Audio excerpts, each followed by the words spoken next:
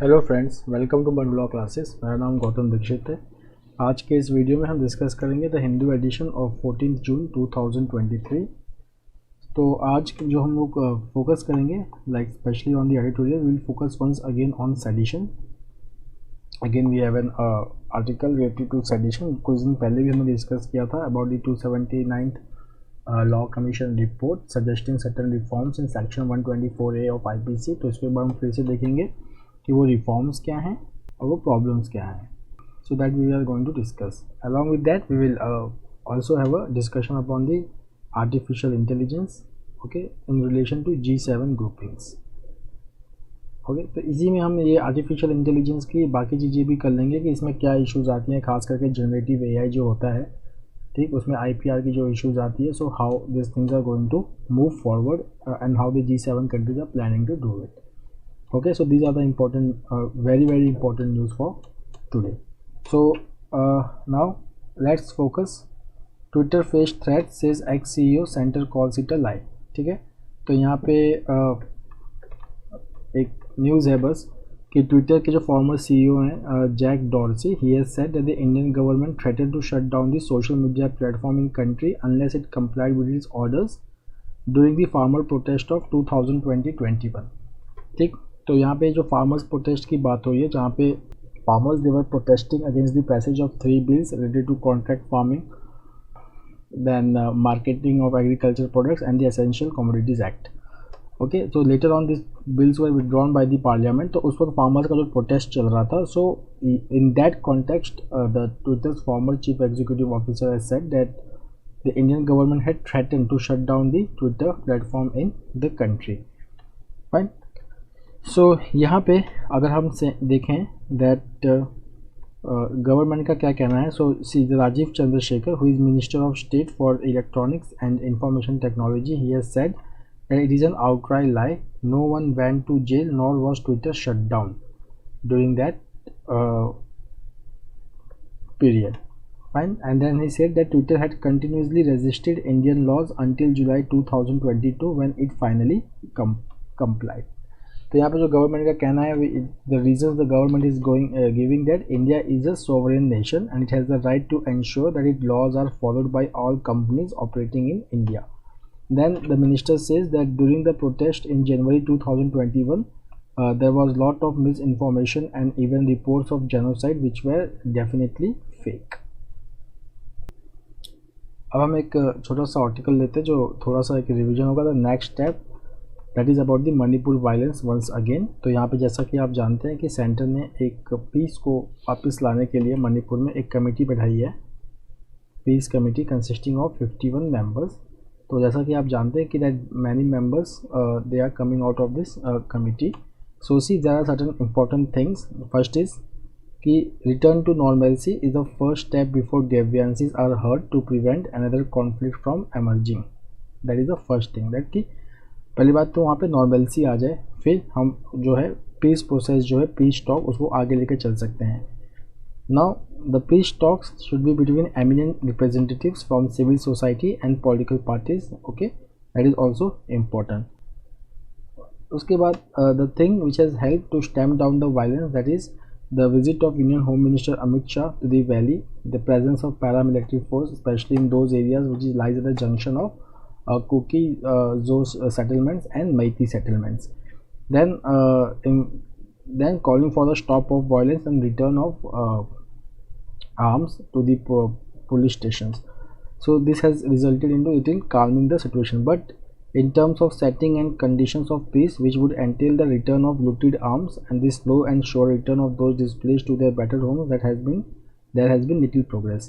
तो यहाँ पे सेंटर ने जो जितने भी स्टेप्स लिए हैं, अभी भी दो चीज़ें काफ़ी बाकी हैं, that is return of arms.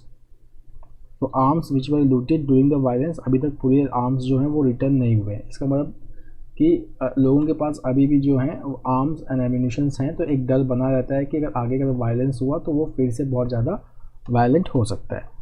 Okay, and then return of displaced people during the violence. Next challenge is the union government's constitution of peace committee comprising eminent public figures in the state has hit a snag with many of them refusing to join it और suggesting that they have been added to the committee without prior consultation. तो ये भी एक issue था, हमने इसको news में भी पढ़ा था कि जो होम मिनिस्ट्री ने जो पीस कमेटी बैठाई थी, पीस कमेटी, तो उसमें टोटल 51 मेंबर्स थे। तो उसमें से बहुत से लोगों ने कहा था कि उनको कंसल्ट नहीं किया गया है पहले और उनको मेंबर बना दिया गया है। Okay, so that is also has hit a snag, मतलब कि अ road block.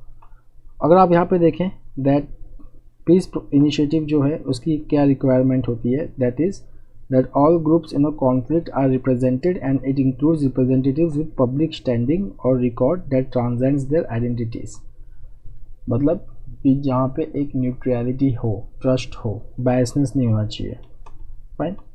Then the next is जो ये विड्रॉवल है, withdrawal of members that cast little road block to this process.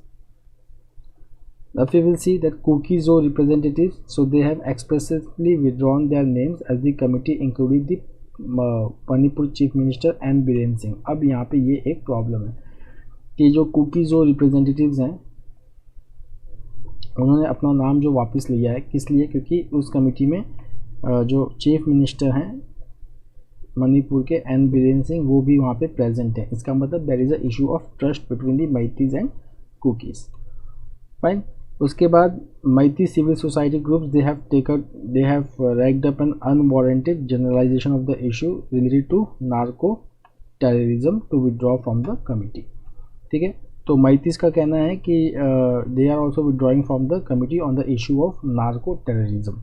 अब यहाँ पे सॉल्यूशन क्या है? The fact that it requires the aegis of the union government to push the envelope of any further step on this issue also reveals the failure of the Biren Singh administration in retaining the confidence of all parties. ये थोड़ा सा issue है, इसी को trust issue कहते हैं। जैसे कुछ दिन पहले हमने जो एडिटोरियल डिस्कस किया था तो उसमें यही था कि that the peace building process requires that the violence should come down and then there should be a you can say confidence building process between the two communities. Until then no peace effort can take place. तो वो जो article हमने discuss भी किया था कुछ दिन पहले, तो उसमें ये भी था कि जो सॉल्यूशन होंगे मणिपुर के लिए that should also take into account the socio cultural underpinnings of Manipur. Now coming to the next important article that is sedition. ठीक है, तो सेडिशन जो है it is covered in the section 124A of IPC। Section 124A of IPC। तो यहाँ पे अब हम फिर से एक बार रिपोर्ट लेते हैं। जो रिपोर्ट की हम बात कर रहे हैं एक्चुअली वो है 279th law commission report.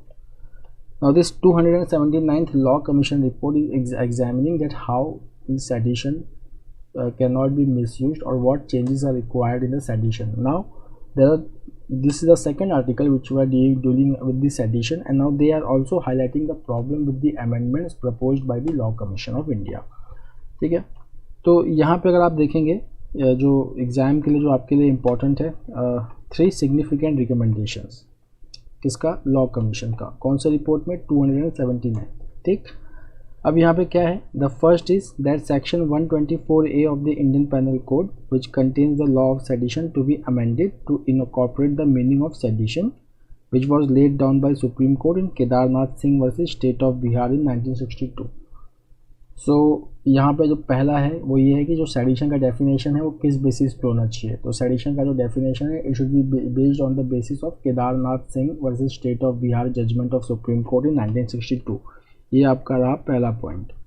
Second point क्या है इसमें important? The second point is कि सेक्शन 124A ऑफ IPC है उसमें जो मिनिमम इम्प्रिजनमेंट है वो 3 years का है, but here the law commission is suggesting that it should be increase to 7 years। That is the second point. Third point क्या है? थर्ड पॉइंट ये है कि भाई FIR रजिस्टर करने से पहले इंक्वायरी, प्रिलिमिनरी इंक्वायरी होनी ज़रूरी है और ये इंक्वायरी कौन करेगा? वो police officer who is holding the rank of inspector और higher rank in the police. That is the third point. अब हम आते हैं इसके अदर पॉइंट्स पे जहाँ पे हमें थोड़ा सा एनालिसिस करना है। तो यहाँ पे जिस पॉइंट पे हम एनालिसिस करने वाले हैं वो है टेंडेंसी। अब आप यहाँ पे देखिए 2 चीज़ें हैं, टेंडेंसी टू क्रिएट वायलेंस और एक्चुअल वायलेंस, ये 2 चीज़ें हैं। ठीक है, टेंडेंसी टू क्रिएट वायलेंस का मतलब कि हो सकता है कि वायलेंस हुआ या नहीं भी हुआ है, but there was the tendency to create violence. For example if somebody says कि in such a way that the speech says that people should revolt like that, but people did not revolt. ठीक है, the person just said और उसके बाद वो हो गया, किसी ने कोई रिवोल्ट नहीं किया, कुछ नहीं किया, but that speech will be considered as that it has a tendency to create violence. actual violence नहीं हुआ. ठीक है, अब यहाँ पे लॉ कमीशन क्या कहता है? लॉ कमीशन क्या कहता है? That tendency to incite violence, इसके ऊपर बात करता है. एक्चुअल वायलेंस हो चाहे ना हो, but the speech if it has a tendency to create the violence then it will be considered as the sedition. Fine. So the proposed amendment will not fundamentally alter the meaning of sedition as the offense of inciting hatred, contempt and disaffection against the government. That is the meaning of sedition. ठीक है, sedition क्या कहता है? What is sedition? That is an offense of inciting hatred, contempt and disaffection against the government. तो यहाँ पर आप देखेंगे the source of the crime remains political speech against the representative government in a democracy. यही problem हमने last article में भी discuss किया था कि यहाँ पर ये देखा जाएगा कि एक्चुअल वायलेंस हुआ कि नहीं हुआ. अगर टेंडेंसी है to incite hatred, contempt, disaffection against the government, okay, it can be a political speech also. Fine. So it will be considered as a sedition. So यहाँ पे जो कमीशन है, it claims that only those forms of expression will be penalized which will have a tendency to incite violence. Okay, and it says what is tendency? अभी tendency है क्या? That is mere inclination to incite violence rather than proof of actual violence or imminent threat to violence. That is the meaning of tendency. Now that is the problem. Right? कि यहाँ पे tendency जो define किया जा रहा है, it is inclination. ठीक है ना, हो सकता है कि वायलेंस ना भी हुआ हो, बट इंक्लिनेशन था तो उसको सेडिशन मान लिया जाएगा. सब यहाँ पे देखिए ऑथर्स लोग का क्या कहना है कि भाई टेंडेंसी जो है इस वर्ड में ही प्रॉब्लम है. जैसे that tendency is a loose formulation which allows for those expressions to be brought within the ambit of law which have no proximate connection और direct causality with the public disorder. ठीक है ना, tendency का मतलब यहाँ पे क्या हुआ, जो यहाँ पे हो रहा है कि एक कोई भी एक्सप्रेशन ऐसा हो सकता है, ठीक है ना, जिसका कोई कनेक्शन नहीं है या कोई डायरेक्ट रिलेशन भी नहीं है पब्लिक डिसऑर्डर से. फाइन, बट एक टेंडेंसी है, इंक्लिनेशन है. So the tendency jurisprudence is an ambiguous standard for any judicial and executive mind and the 9 petitions currently pending before the Supreme Court filed by persons who were arrested under sedition law as well as journalists and former service officials reiterate this point. तो यहाँ पे ये जो tendency वाला part है, तो बहुत लोग जो अरेस्ट हुए हैं वो इस टेंडेंसी को लेके ही अरेस्ट हुए हैं. ठीक है, that their speech had the tendency to incite violence, disaffection, hatred against the elected government. अब यहाँ पे पुलिस का देखिए रोल क्या होगा. तो यहाँ पे ये है कि that police it will conduct a preliminary inquiry before filing a FIR. But अब पुलिस को यहाँ पे क्या करना है, that police they have to now जज a particular act on the mere inclination to violence. उन्हें अब ये नहीं देखना है कि वायलेंस हुआ कि नहीं हुआ, कि किसी ने कुछ बोला, किसी ने कुछ स्पीच दिया और वायलेंस हो गया. ठीक है, तो अब उन्हें ये चीज़ नहीं देखना है, उन्हें बस ये देखना है कि ये स्पीच में whether it has a tendency to create violence, बस उतना ही देखना है. When no proof of violence और even actual threat to violence is needed. Right. तो यहाँ पे क्या होगा कि आप कुछ भी बोलो, if there is a tendency then you can be booked under sedition. So a preliminary inquiry by a police officer will not remedy the fact that celebrating the victory of a rival cricket team और wearing that jersey might still be material which has a tendency to incite violence. ये एक example दिया गया है कि कल को ये भी हो सकता है कि आप किसी राइवल क्रिकेट टीम की विक्ट्री को सेलिब्रेट कर रहे हैं, तो वो भी एक सेडिशन मान लिया जाएगा because it has a tendency to incite violence.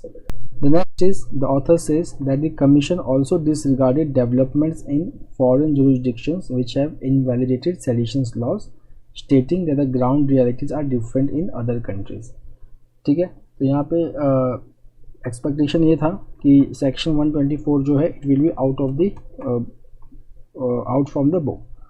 But here the commission has retained it, and several countries have deleted this sedition law, but law commission says that the ground realities in India is different. Okay. अब यहाँ पे authors का कहना है कि अगर हम ground reality की बात करें तो डेफिनेटली यहाँ पे ग्राउंड रियलिटी एकदम अलग ही है, ठीक है। तो यहाँ पे एक एग्जांपल दिया है कि there are 174 cases of seditions filed against 950 individuals for criticism of the government for act such as watching a video और dancing to an offensive song, ठीक है। So this is the ground reality.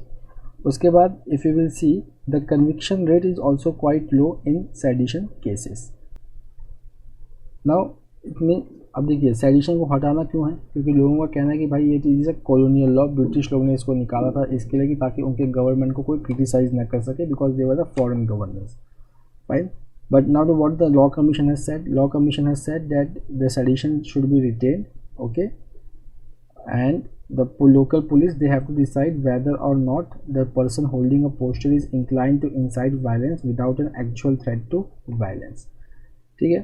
तो यहाँ पर आप देखें कि इससे जो है मुश्किलें बढ़ भी जाती हैं कि अगर आप देखिए कोई भी अरेस्ट हो गया सेडिशन में, then they have to undergo the social stigma of being labeled as traitor, जबकि ट्रायल होने से पहले ही उनको मान लिया जाएगा, फाइन। उसके बाद इसमें बेल पाना भी बड़ी मुश्किल है, ट्रायल्स जो हैं वो काफ़ी लेंदी होते हैं। देन अगर आप देखेंगे there are more acquittals than convictions and then you they have to face punishment which has increase in gravity, मतलब 3 साल से 7 साल हो गए, okay. So this is the problem of sedition.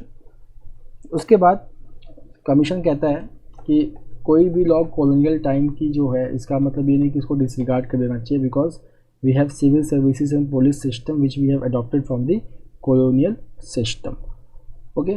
तो ऑथर्स हैं, they are saying a very important point which is the crux, that is sedition is a colonial law because it creates a relationship of suppression between the political rulers and subject, one that precludes accountability and a right to question, ठीक है। तो ये कहते हैं कि sedition जो है बाबा वो कॉलोनियल लॉ है, उसको आप पुलिस और सिविल सर्विसेज सिस्टम से कंपेयर ना करें, क्योंकि इस लॉ को इसके लिए निकाला गया था because there should be an asymmetric power relationship between the rulers and the subject, but since India has become independent so now we are democratic country, ठीक। So here sedition has the tendency of chilling effect on freedom of expression or asking questions from the government and holding them accountability, which is the breath of the life and blood of the any democratic country. The next is HAP to take AI governance level। तो यहाँ पे हम बात कर रहे हैं Hiroshima AI process के बारे में, ठीक है। तो हिरोशिमा AI प्रोसेस क्या है, तो देखिए सारे G7 कंट्रीज़ जो इस बार जो G7 की जो समिट थी वो हिरोशिमा में थी, ठीक है, इट वॉज इन हिरोशिमा। तो अब यहाँ पे इन्होंने एक प्रोसेस स्टार्ट किया है, डायलॉग स्टार्ट किया है, okay. They have initiated a dialogue that is Hiroshima AI process HAP, okay. To अब इसका ऑब्जेक्टिव क्या होगा, to determine a way forward to regulate artificial intelligence, okay. तो यहाँ पे इनका जो विजन है वो देखिए क्या है, that artificial intelligence should be responsible and rules should be based, that should be a global AI governance which conform to OECD, that is Organization for Economic Cooperation and Development, OECD AI principles, and to maximize the benefit for all by AI technology। अब यहाँ पे process dialogue का है वो start हो चुका है, ठीक। बट इट नाउ यहाँ पे एक प्रॉब्लम जो क्या हो सकती है, यहाँ पे प्रॉब्लम यहाँ पे ये हो सकती है कि how the countries, the G7 countries will frame the regulation, will all of them frame independently of each other, or will there be a basic principle which will be guiding the AI regulation in among the G7 countries, okay। So if you will just see what are the important जो topics होते हैं artificial intelligence में, जब हम बात करते हैं कि इसको रेगुलेट करना है, इसमें क्या प्रॉब्लम्स हो सकती है, ओके।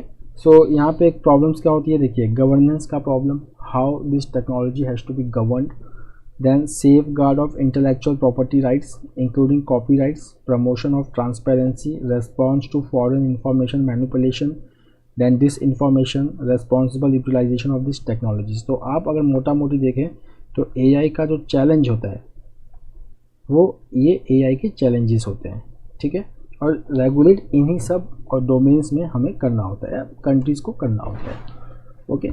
सो यहाँ पे जो G7 कम्युनिक है, they say that we recognize the need to immediately take stock of the opportunities and challenges of generative AI। Generative AI क्या होता है, जनरेटिव आर्टिफिशियल इंटेलिजेंस, कि आप मशीन में कोई इन्फॉर्मेशन फीड करते हैं और वो खुद से वो कुछ क्रिएट करता है। जैसे कि आपने कोई भी इमेज, जैसे आपको चैट जीपीटी को ट्रेन करना है टू आइडेंटिफाई डिफरेंट इमेजेस, तो डेफिनेटली आपको उस सिस्टम में फीड करना होगा वो image, so it can lead to copyright violation. Okay, तो ये प्रॉब्लम है जनरेटिव एआई का। फाइन, अभी जो आपका हैप प्रोसेस है, it is likely to conclude by when December 2023 and the first meeting was held on May 30। Fine, now if you will see that what is the importance of this process, तो ये जो communique है doesn't indicate the expected outcome from the HAP, but there is enough in there to indicate what values or norms will guide it and from where it will derive its guiding principles based on which it will govern artificial intelligence। ठीक है, अब इनका कहना है कि जो artificial intelligence है, it should be aligned with certain important values. These are freedom, democracy and human rights. So values need to be linked to principles that drive regulation. Then they also stress on fairness, accountability, transparency and safety. They say that openness and fair process can be interpreted in different ways and the exact meaning of the procedures that advance them is not clear. ये एक इसका कह सकते हो कि ये nascent stage पे है, बट ओवरऑल विजन यही है कि कोई भी टेक्नोलॉजी जो है, ठीक है, उसके अपने कुछ वैल्यूज़ होने चाहिए, उसके अगेंस्ट वो नहीं जाना चाहिए। फाइन, उसके बाद अगर आप देखें यहाँ पे कि एक जो चैलेंज यहाँ पे है, that is the task before the HAP is really challenging considering the divergence among G7 countries in regulating risk arising out of applying aid. तो यहाँ पे ये एक चैलेंज है कि हम एक कॉमन डायलॉग प्रोसेस स्टार्ट तो कर रहे हैं, बट जो अप्रोच है डिफरेंट G7 कंट्रीज़ का AI को लेके वो अलग अलग है। But now what can be the outcome, तो जो HAP है, it can help this countries to develop a common understanding on some key regulatory issues related to AI। उसके बाद जो एक इम्पॉर्टेंट फंडा है जो AI में आता है, that is protection of intellectual property rights. Fine, तो यहाँ पे जनरेटिव AI मॉडल्स जो हैं like chat GPT, so they are trained on copyrighted material, okay, which constitutes a copyright violation. तो यहाँ पे एक क्वेश्चन है कि that whether training a generative AI model like ChatGPT on copyrighted material constitute an copyright violation। okay, तो इन चीज़ों को भी सुलझाना है।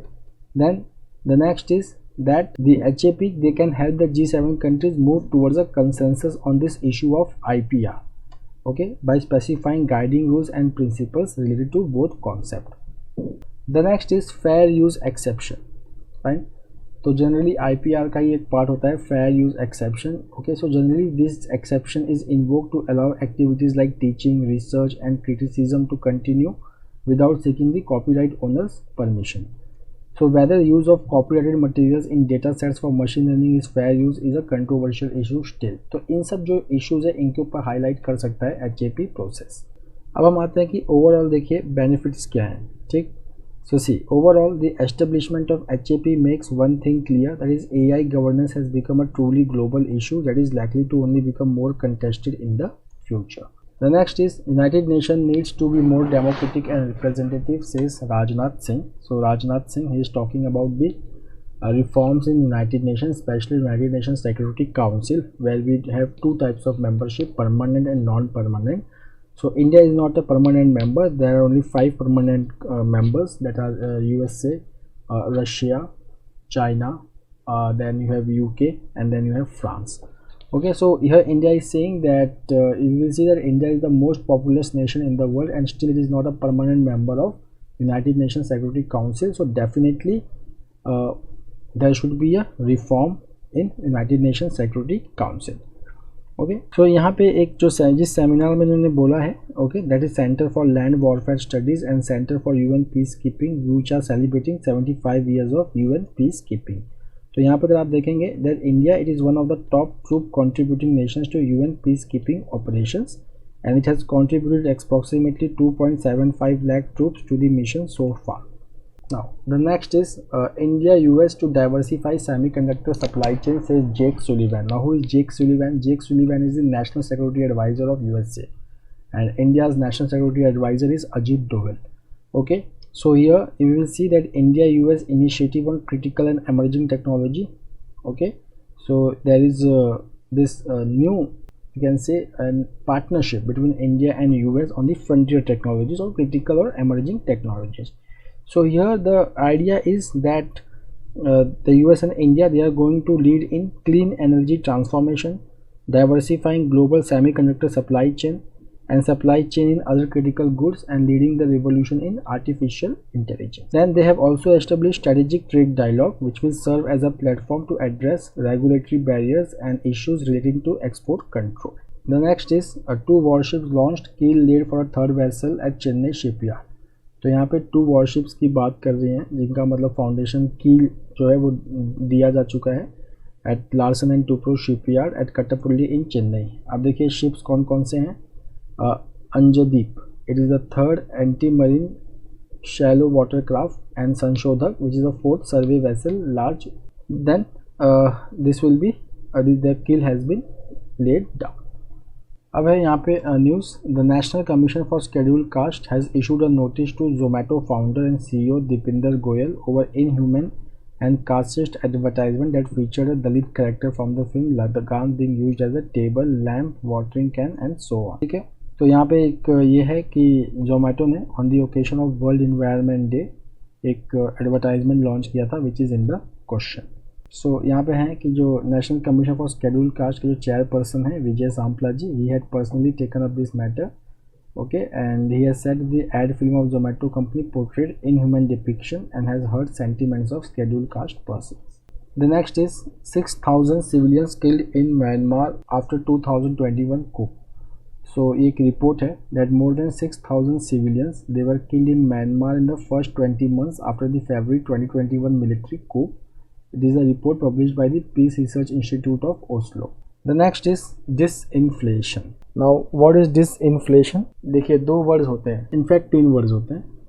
इन्फ्लेशन, डिसइन्फ्लेशन, ठीक है, inflation, disinflation, and the next is deflation. Inflation तो आप जानते हैं, when there is increase in prices of goods and services, वो हो गया इन्फ्लेशन. ठीक है. डिसइन्फ्लेशन का मतलब the rate of increase of prices is decreasing. For example कि समझो कि कोई एक मंथ है जून में जो था इन्फ्लेशन 6% था. अब जुलाई आया, जुलाई में इन्फ्लेशन 5% आया, अगस्त में इन्फ्लेशन 4% आ गया. तो यहाँ पे क्या है, in both the cases the rise in prices of goods and services is there. ठीक है ना, but the rate is different. ऐसा नहीं है कि अगस्त में प्राइस राइज नहीं हुआ, अगस्त में भी प्राइस राइज हुआ, but the rate of price rise was low, that is less then in the previous month. ठीक है. So when the rate of price rise starts decreasing, okay, rate of price rise, it doesn't mean that the price is not increasing. Price is increasing but with a smaller rate or with a lower rate. Then that thing we call it as disinflation. ठीक है ना. तो ये आपका disinflation है. Fine. Okay, इसका मतलब price rise is there. ठीक है. अब मैं आपको इसके हिसाब से समझता हूँ. मिल्क का प्राइस है, मिल्क का प्राइस 56 रुपया हुआ, फिर तुरंत 60 रुपया हो गया, फिर तुरंत 62 रुपया हुआ, फिर तुरंत 63 रुपया हुआ. ठीक है. तो यहाँ पे आप क्या देख रहे हैं, यहाँ पे देख रहे हैं कि आप प्राइस बढ़ तो रहा है मिल्क का, ठीक है, बट जो रेट ऑफ इंक्रीज है as the month is progressing वो कम होते जा रहा है, rate of increase. So this is called as disinflation. Deflation का मतलब when the prices are in negative territory. इसका मतलब कि मिल्क का दाम 56 था, 56 से 55 हुआ, 54 हुआ, 50 हुआ, 45 हुआ, इस तरीके से. That here the price is decreasing, that is called as deflation. Fine. So here if you will see our consumer price inflation data, so in April month it was 4.7%, then it is 4.25%. So our RBI governor is saying that the disinflation will be slow and long. Fine. तो आप देखेंगे जो monetary policy committee है, जो उनका projection है inflation का for this financial year, that is 2023-24, वो कितना है, it is 5.1%. So friends, that's all for today. We will meet tomorrow again with a daily Hindu analysis. Till then, have a nice time. Take care. Thank you.